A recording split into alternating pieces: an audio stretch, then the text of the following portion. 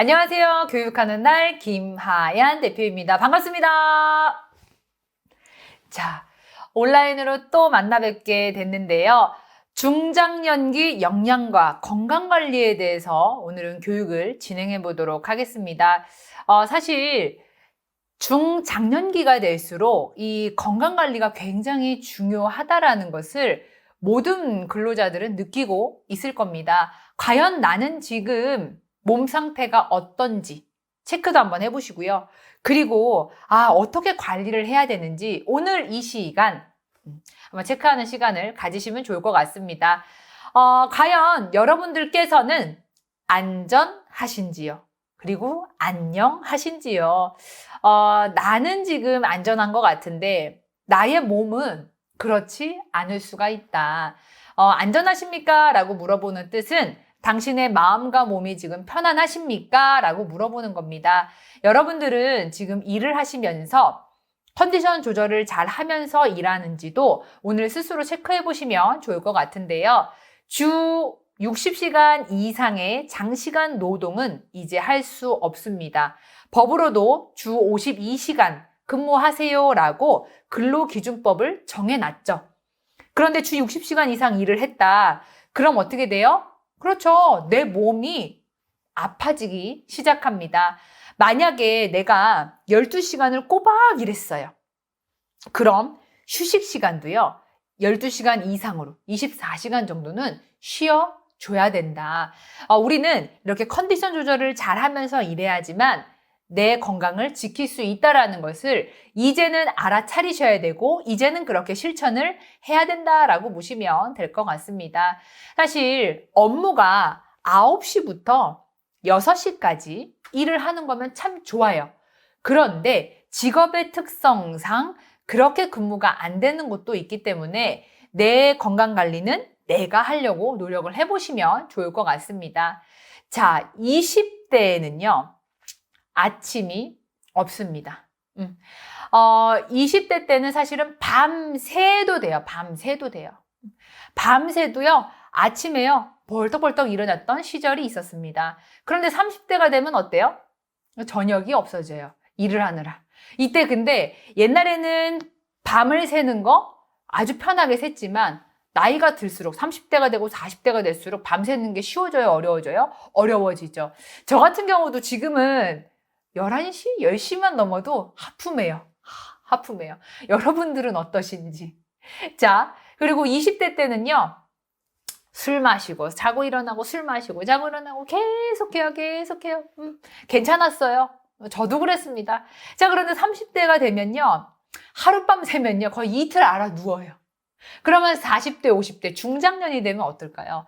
예전에 실제로 저희 어머니 같은 경우에는 술을 좀 많이 드셨었어요.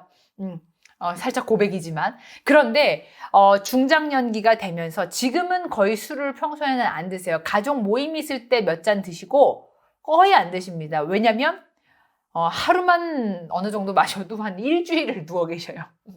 그런데 이게 어쩔 수 없는 것 같습니다. 나는 40대가 돼도 60대가 돼도 70대가 돼도 멀쩡해가 아니고 나이가 들면 어쩔 수 없다. 또 우리 20대 때는 운동을 취미로 했대요. 취미로 했어요. 그런데 30대 때는 살기 위한데요. 왜 그러냐면 선생님들 건강을 지키기 위해서는 내 몸이 아프고 난 다음에 운동을 하는 것보다는 좀 건강할 때 운동을 하는 게 좋다라고 이야기를 하더라고요. 하지만 중장년기 때는 늦지 않았습니다. 지금부터라도 우리가 운동을 하는 거 필수적으로 하시면 좋을 것 같은데요. 저 같은 경우도 매일은 운동할 수가 없어요. 좀 정신없고 바쁜 일상생활이라서. 그런데 일주일에 2번이나 3번은 그냥 아침 시간에 6시에 일어나서 1시간 정도는 헬스장에 가서 운동을 계속하고 있습니다. 그렇게 운동을 하니까 지금 바쁜 일상이 체력이 보충이 되는 것 같더라고요. 자, 그래서 과연 지금 나는 어떻게 지내고 있는지 한번 체크해보는 시간을 가지면 참 좋을 것 같아요. 건강적으로. 그리고 또 가장 중요한 건 우리가 알아야 될 게 있습니다. 질병과 질환으로 인해서 내가 아파지는 것도 있지만 지금 보시는 화면과 같이 사고로 인해서 아파지는 경우들, 다쳐지는 경우들도 있기 때문에 이러한 것들도 중장년기에는 좀 조심해야 되지 않을까라는 생각을 하는데요. 1980년대부터 2021년 현재 지금까지 한번 정리를 해봤어요. 사고 일지들을. 우리나라의 국내 인재사고 일지거든요. 아파트 붕괴 사고 같은 경우 부실공사니까 일어났겠죠. 그리고 서해 페리오가 침몰했던 사고도 1993년도에 있었습니다. 이때도 한 300명에서 400명 정도의 인원이 사망했던 사례예요. 요게 마치 2014년도에 일어났던 세월호 사건이랑 비슷하죠. 그리고 성수대교가 붕괴되는 사고도 있었고 삼풍백화점이 붕괴되는 사고도 있었습니다. 이 붕괴 사고는 거의 대부분이 다 부실공사라고 보시면 될 것 같고요. 그리고 뭐 가스 폭발 같은 경우, 화재 사건 이런 것들은 이제 관리 부주의로 인해서 사고가 일어나더라. 그리고 2010년도에는 안전사고가 사실은 굉장히 많이 일어나기 시작합니다. 그 가습기 살균제 때문에도 사망 사건이 생겼고요. 그리고 스크린도어가 생겨요. 자살을 방지하기 위해서 스크린도어를 설치했지만 스크린도어를 이제 설치하고 보수공사하는 직원들이 또 사망하는 사례도 생기기 시작해요. 그리고 지진 사례도 생기기 시작합니다. 그리고 2020년도가 지나서 어떤 일이 생겨요? 코로나 바이러스로 인해서 많은 우리 변화가 생기기 시작하죠. 제가 이걸 왜 보여드리냐면요. 반복되는 사고들로 인해서 내가 건강이 안 좋아지는 경우들도 있습니다. 다쳐서. 그래서 사고와 질환으로 인해서 지금 현대 사회는 많은 분들이 아파지고 있더라, 다쳐지고 있더라. 그래서 우리는 안전해야 된다. 안전해야지만 건강을 관리할 수 있다라고 보시면 될 것 같습니다. 자, 여러분들, 한국인의 설마병이 있는데요. 이 안전불감증으로 인해서 사실은 안전사고가 굉장히 많이 일어납니다. 여러분들께서는 앞좌석에 타면 안전벨트 매십니까? 매는 분들이 있고 안 매는 분들이 있어요. 근데 대부분 매세요. 왜냐? 안전하기 위해서 아니면 과태료 물기 쉽지 않아서. 그런데 뒷좌석에 타면 안전벨트를 매는 경우들이 많이 없는 것 같더라고요. 제가 왜 이걸 여쭤보냐면 사실은 이 버스에서요. 안전벨트만 매도 생명을 살릴 수가 있다라는 겁니다. 인천대교에서요. 버스가 추락했습니다. 12명이 사망하고 12명이 부상을 입었어요. 사망했던 사례는 당연히 안전벨트를 안 했던 사례고요. 사망하지 않고 부상만 입었다 안전벨트를 했던 사례입니다. 일상생활에서 과연 나는 나를 지키기 위해서 안전하고 있는지, 나는 안전불감증이 아닌지 이것도 한번 생각해 보시면 좋을 것 같습니다. 안전불감증은 이런 데에서도 나와요. 건강식품약을 챙겨 먹었어요. 어떤 분이 챙겨 먹으면서 너도 하나 먹어봐. 야, 나는 그런 거 안 먹어도 건강해. 어디 아파요. 아프면 병원 가. 야, 나는 병원 안 가도 돼. 괜찮아. 자연적으로 치유가 돼. 이러신 분들 안전불감증이라는 거죠. 건강불감증이죠. 나는 괜찮아. 나는 건강해. 라는 생각들을 없애야 되겠죠. 자, 우리 파주의 LG 디스플레이 같은 경우에는 사고의 원인이 안전불감증이라고 이야기합니다. 이 안에 내부 공기 상태를 산소 측정기로 확인해야 되는데 확인하지 않고 이래요. 자, 이게 뭐예요?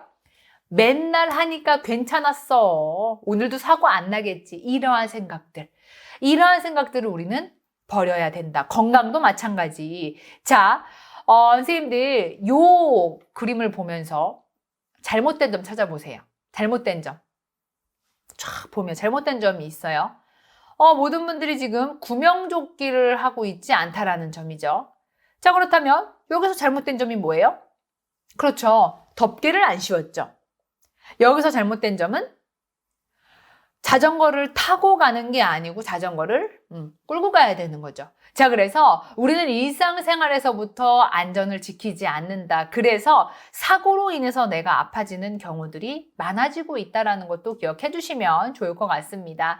자, 그렇다면 한국인의 빨리빨리병도 있어요. 모든 것들을 빨리 하다 보니까 사고가 생기기도 합니다. 외국 사람들이 봤을 때 우리나라 사람들 너무 빨리빨리다.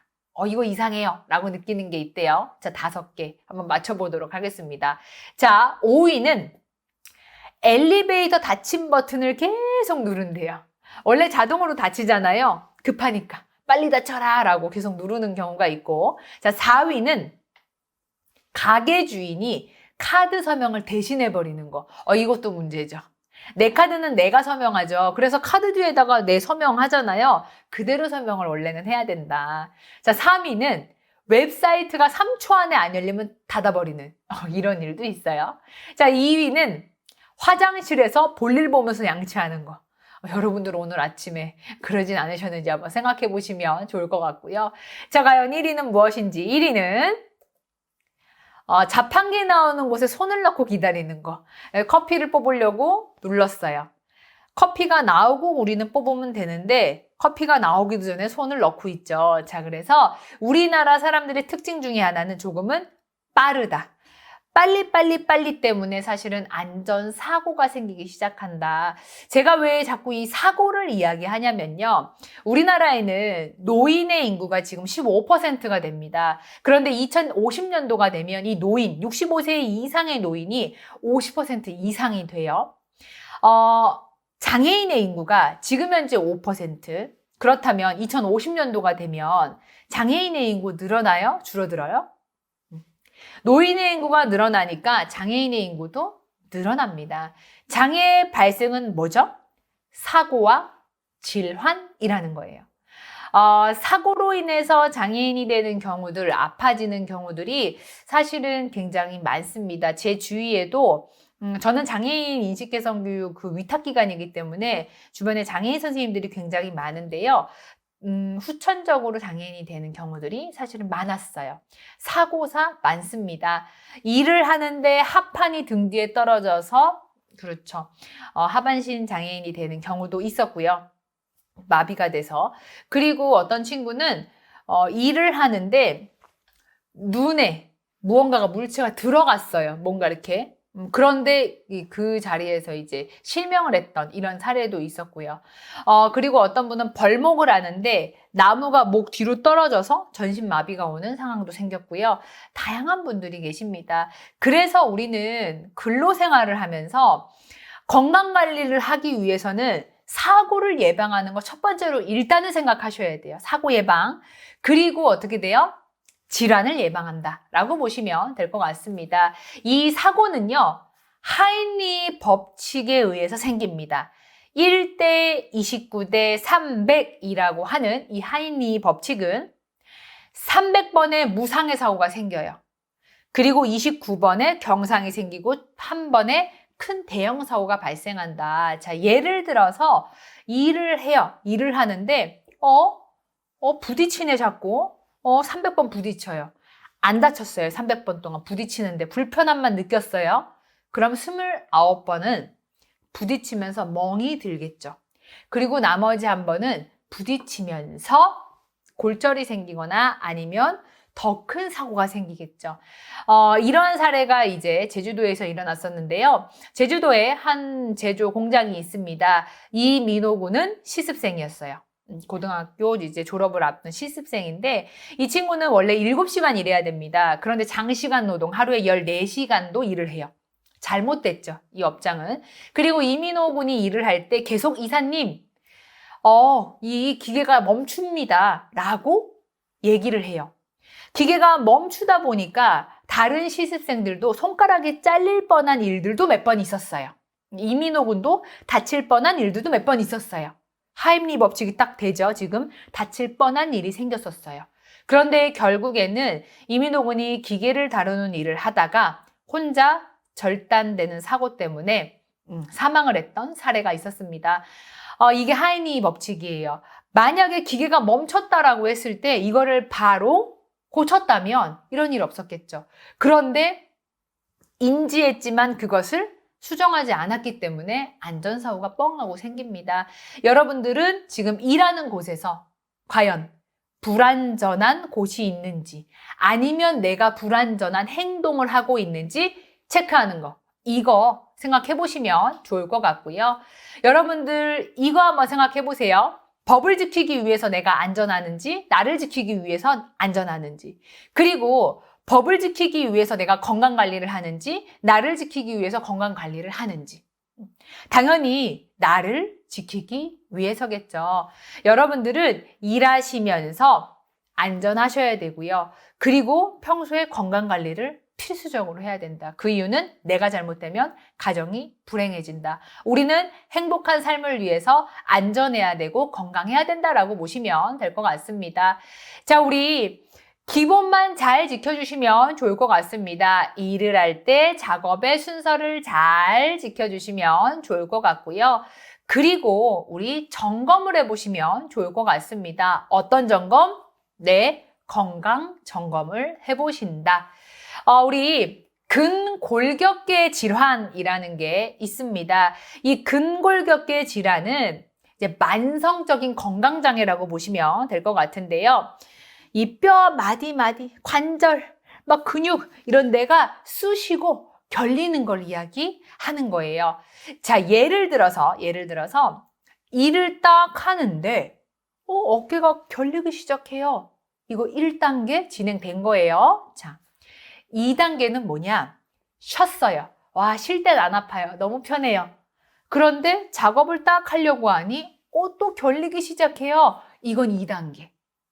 자, 3단계는 쉬고 있는데도 아이고 왜 이렇게 결리지? 3단계예요. 여러분들은 지금 어떤 단계가 왔는지. 자, 그렇다면 이 근골격계 질환이 왜 발생할까요? 발생하는 이유는 이겁니다. 작업 자세 때문에. 내가 일을 하는데 예를 들어서 자, 제가 보여드릴게요. 이 자세로 일을 해요. 그럼 어디가 아파져요? 당연히 어깨 아파요, 목 아파요, 허리 아파요, 등 아파요. 다 아파지겠죠. 자, 어깨가 이렇게 되는 작업 자세를 많이 했으면 평소에 피는 자세를 많이 해야 돼요. 자, 내가 어떤 작업 자세를 많이 하는지 한번 생각해 보세요. 자, 예를 들어서 지금 부적절한 자세 교정 보면 허리를 구부리는 자세로 일을 많이 하죠. 이런 경우 서서 이렇게 일하게끔, 허리 펴고 일하게끔 작업의 환경을 바뀌어주는 거 굉장히 중요하다라고 보시면 될 것 같습니다. 혹시 뭐 근로자님들 중에서 나는 서서 오랫동안 많이 일해요? 자, 그럼 앉아서 일할 수 있는 환경도 잠깐 만들어 놔야 되고, 저는 아예 8시간 동안 앉아서 해요. 그러면 서서 일하는 작업 환경을 만들어야 되고, 무거운 물건을 들어야 되는 작업 환경이에요. 이거를 자동화로 바꿔야 돼요. 아니면 어떻게 구루마라고 하죠. 끌고 다니는 거. 이런 걸 이용해야 돼요. 절대적으로 우리는 무거운 거를 허리를 구부려서 많이 나르면 안 됩니다. 요통재해가 오기 때문에 건강관리를 하기 위해서는 작업의 환경을 바꿔야 된다. 그리고 작업의 환경을 바꿀 수 없다라고 하면 어떻게 해요?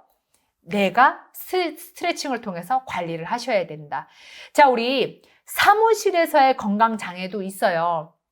뭐냐면 작업 자세도 있지만 환경. 아니, 온도와 습도가 맞지 않아요.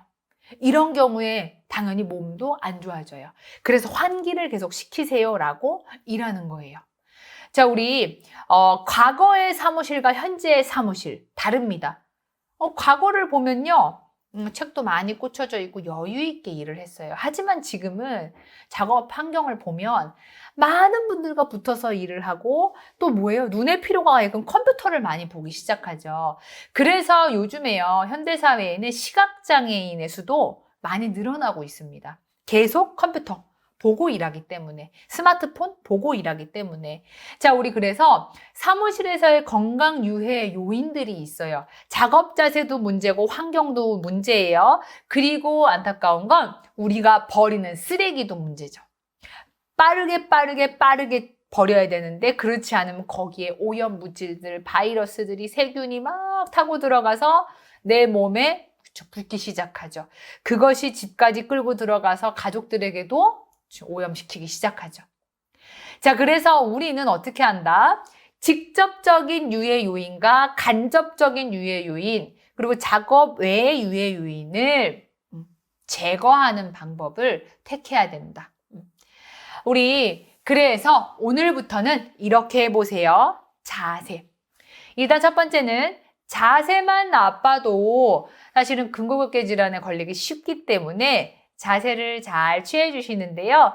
엉덩이를 좀 허리보다 앞으로 이렇게 빠지게 한 자세 안 좋습니다. 자, 그래서 우리 내가 좀 자세가 그렇다라고 하면 한쪽 발을 좀 앞으로 내밀고 허리를 꼿꼿하게 펴고 있는 자세를 취해야 되고, 그리고 내가 앉았을 때 조금 굽어져 있다라고 하면 당연히 어떻게 해요? 일어나서 스트레칭을 기본적으로 하는 연습을 해야 된다. 자, 그리고 의자를 어떻게 해요? 엉덩이를 이렇게 쭉 끝으로 해야 되거든요. 그런데 이제 걸치고 앉는다? 이거 안 돼요. 이거 안 좋습니다. 그래서 어떻게 해요? 등받이 쪽에 허리가 딱 가게끔 가슴 펴고 요 자세를 취하는 게 가장 좋겠죠. 그리고 한쪽으로 가방을 메는 것도 안 좋아요. 어깨가 한쪽으로 내려가겠죠. 그래서 백팩 같은 거를 드는 게 아주 좋고요. 혹시라도 한쪽으로 들어야 된다라고 하면 번갈아 가면서 매는 게 가장 좋습니다. 자, 우리 그리고 한쪽 엉덩이에다가 지갑을 넣고 장시간 운전하는 것도 안 좋아요. 이런 거 몰랐죠, 선생님들? 핸드폰이나 지갑 넣고 이렇게 다니시면서 계속 앉아있거나 운전하는 것도 안 좋기 때문에 이런 부분도 우리가 신경을 써보신다. 자, 그래서 오늘부터는 스트레칭을 통해서 나의 건강관리를 해보시면 좋을 것 같습니다. 여기 있는 자세 중에서 간단하게 몇 개 한번 해보도록 할 텐데요. 어깨 돌리기 한번 해보도록 할게요. 어깨 돌리기를 평소에 그냥 이렇게 하시는 분들이 있어요. 이건 아무 소용 없습니다. 자, 어떻게 하시면 좋으냐? 자, 이렇게 어깨에 손을 올려주세요. 그리고 붙여주세요. 여기 쭉쭉 붙여주신 다음에 쭉쭉쭉 올려요. 끝까지 올리고 뒤로 돌려서 날개뼈가 쫙 붙을 정도로 갔다가 다시 오면 돼요. 이게 어깨 돌리기.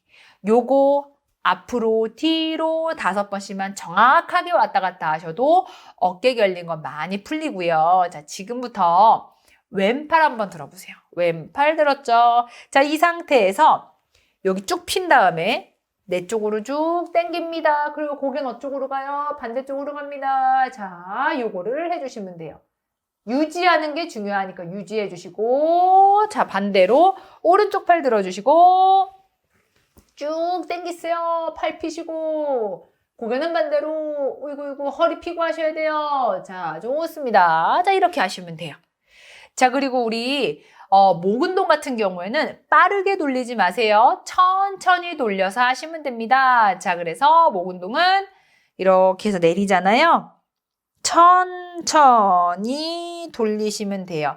돌리다가 결리는 곳이 있다라고 하면 멈춰서 그 부분만 이렇게 돌려주시고, 그리고 다시 천천히 가시면 되겠죠. 반대도 마찬가지예요. 천천히 가세요. 천천히. 허리를 펴고 해야 돼요. 이것도 천천히. 그렇죠. 저 우두둑 소리 났어요. 자, 천천히. 좋습니다. 자, 이렇게 하시면 돼요. 자, 여기도 한번 볼게요. 자, 선생님들 지금부터 팔을 쭉 펴보세요. 쭉 올려주세요. 쭉 올리는 것만으로도 시원할 거예요. 자, 이 상태에서 왼쪽으로 조금 가시고, 갈 만큼만 가셔야 돼요. 무리하시면 안 돼요. 요 정도만 가셔서 5초, 10초, 한 15초, 20초 유지. 그리고 반대로 가셔서 여기서도 유지하는 게 중요해요. 무리해서 꺾지 마시고. 좋습니다. 자, 그리고 이 상태에서 내려보세요. 이렇게 합장했죠. 이 상태에서 어떻게 하냐면 쭉 내려보세요. 이렇게. 이게 잘 안 되시는 분들이 있어요. 이게 벌어지시는 분들 힘들거든요. 생각보다. 여기서 쭉 내려서 붙인 다음에 이렇게 하시면 돼요. 요건 이제 손목 운동이 되겠어요. 손목은 많이 돌려주시면 되고, 깍지를 낀 상태에서도 이렇게 돌려주시면 좋아요. 그리고 우리 잼 손가락 운동 하시는 것도 참 좋습니다. 자, 그래서 근골격계 질환은 이렇게 스트레칭으로 예방을 하시면 될 것 같고요. 그리고 우리 개인의 건강관리 중에서 뇌심혈관 질환도 있다. 뇌심혈관 질환은 뇌경색, 뇌출혈, 협심증, 심근경색. 자, 이런 질환을 이야기하는 건데요. 한국인의 돌연사 1위는 심근경색, 단일질환 1위는 뇌졸중이라고 기억해 두시면 좋을 것 같습니다. 저희 아버지 같은 경우에도 56세 때 뇌경색으로 인해서 몸이 좀 불편해지십니다. 기적적으로 다행히도 지금은 조금 쫄뚝쫄뚝 걸으시고 조금 불편하시긴 하지만 그래도 걷고 혼자 식사는 하실 수 있을 정도. 그런데 지금 63세시거든요. 56세 때 뇌경색이 와서 지금 63세 일을 못하고 계세요. 일은 본인이 하고 싶어도. 그래서 우리는 이 단일 질환 1이랑 돌연사가 있기 때문에 이게 우리나라의 1이기 때문에 심혈관 질환, 뇌심혈관 질환은 정말로 건강관리 하셔야 된다. 뇌심혈관 질환의 위험 인자 체크 한번 해보세요. 내가 만약에 고혈압이다. 정상인의 5배 더 발생한다. 심장병이 있다. 2배 더 높습니다. 그리고 나이가 먹으면 어쩔 수 없어요. 그래서 건강관리 해야 돼요. 흡연 안 좋아요. 흡연하시면 안 돼요. 당뇨, 당연히 당뇨가 있다라고 하면 2배 더 증가한다. 그래서 만약에 가족력이 있는 분들도 조심하셔야 되고 이러한 질환이 내가 있다라고 하면 위험인자이기 때문에 더 조심하셔야 된다라는 거 기억해 주시면 좋을 것 같은데요. 내가 일하는 것도 한번 체크해 보세요. 발병위험군. 제가 아까도 말씀드렸지만 주 60시간 이상의 장시간 노동은 안 됩니다. 발병위험군이에요. 그리고 고정적인 야간 작업 안 돼요. 신체의 바이오리듬이 깨지기 때문에 좀 안 좋다. 그리고 힘이 많이 드는 중노동. 저희 아버지께서는 예전에 건설업을 하셨었어요. 철근. 지금도 말씀해 주시지만 이 철근 무거운 거 이렇게 들고서는 매일 일하시다 보니까 힘듦을 잊기 위해서 담배랑 술을 먹었다고 이야기하더라고요. 담배도 태우고. 근데 이 중노동을 연속으로 하는 작업을 오랫동안 오랜 기간 하면 몸이 노화가 빨리 오고요. 힘듭니다. 안 돼요. 안 좋아요. 그리고 고열 작업과 한랭 작업, 너무 추운 데서 너무 더운 데서 이것도 위험해요. 그리고 소음이 심한 부서도 위험해요. 귀마개 해야죠. 귀마개 안 하는 이유 뭐예요? 답답하니까. 하지만 해야죠.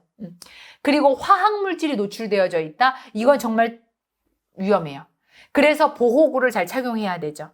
그래서 지금 발병위험군이 있기 때문에 내가 만약에 여기에 해당된다라고 하면 체크를 해보시면 좋을 것 같습니다. 만약에 일을 하는데 가슴에 통증이 와요. 그리고 손발이 저려와요. 식은땀 나요. 호흡곤란, 두통, 현기증. 이러면 바로 우리는 병원에 가셔야 된다. 왜냐면 저희 아버지 같은 경우에는 전조 증상이 일어났었어요. 처음에 이 손이 좀 저렸어요. 만약에 그때 가서 진단 받았다라고 하면 뇌경색 오지 않았을 거예요. 그런데 괜찮겠지 하고 넘어갔더니만 2달 후 그냥 오른쪽이 마비가 됐어요. 근데 오른쪽이 남성이 마비가 되면 거의 살지 못한다고 이야기했는데 거의 기적이라고 이야기하더라고요. 남성은 왼쪽으로 많이 와요. 이 뇌경색 맞으면 여성은 오른쪽으로 이게 나눠져 있거든요. 그래서 여러분들 뇌혈관 질환이랑 심혈관 질환의 전조 증상을 보고 이러한 일이 생겼다라고 하면 바로 병원에 가셔야 된다. 대부분 뇌혈관 질환은 손발이 저려오는 거, 뇌 쪽이라서 어지럽고 비틀거리고 말이 어눌해지는. 그리고 심혈관은 가슴 압박, 쪼여오고 이쪽이라서 꼭 가시면 좋을 것 같습니다. 그래서 우리는 개인의 예방과 관리를 하셔야 된다. 운동은 일주일에 3회 이상 해주시면 좋을 것 같고요. 그리고 골고루 드셔야 돼요. 원푸드 하시면 안 돼요. 나는 채소만 먹을 거야. 그게 아니고 채소, 과일, 해조류 포함해서 여러 식품들을 잘 챙겨서 먹으면 좋아요. 짜지 않게 조금 싱겁게 드시면 좋을 것 같고요. 특히 음료수 좋아하시는 분들은 음료수 많이 드시지 마시고 물 많이 드시면 좋을 것 같습니다. 그리고 우리 긍정적인 사고를 하는 것도 좋아요. 중장년이 됐어요. 몸이 좀 쇠약해져 가요. 그러면 나 몸이 아파서 경제활동을 못해서 나 너무 힘들어. 부정적인 생각을 많이 하시는데 긍정적인 생각으로 내 건강을 챙기시는 거. 그리고 플러스 어떻게 해요? 취미활동. 꼭 취미활동을 통해서요. 많은 분들과 소통해 주시면 좋을 것 같습니다. 그래서 이 개인의 건강관리는요. 누가 하라고 하지 않습니다. 내가 스스로 해야 되기 때문에 조금 더 어려운 것 같아요. 여러분들께서는 그래서 오늘부터 사고를 예방해야 되고 질환을 예방하셔야 됩니다. 그러기 위해서는 내가 내 몸을 지켜야 되겠죠. 매일마다 운동해 주시고 그리고 식사 건강 챙겨서 드시면 좋을 것 같고요. 그리고 우리 외로우면 안 되죠. 우리 인간은요 사회적 동물입니다. 외로우면 또 정신적으로 아파져요. 그래서 오늘부터는 육체적으로 정신적으로 여러분들이 건강한 삶을 사셨으면 좋겠습니다. 1톤의 생각보다 1g의 행동이 필요하다. 생각만 하지 마시고 오늘 바로 행동으로 옮기시는 분들이 되시면 좋을 것 같습니다. 자, 그럼 오늘 중장년기 영양과 건강관리 강의는 이만 마치도록 하겠습니다. 감사합니다.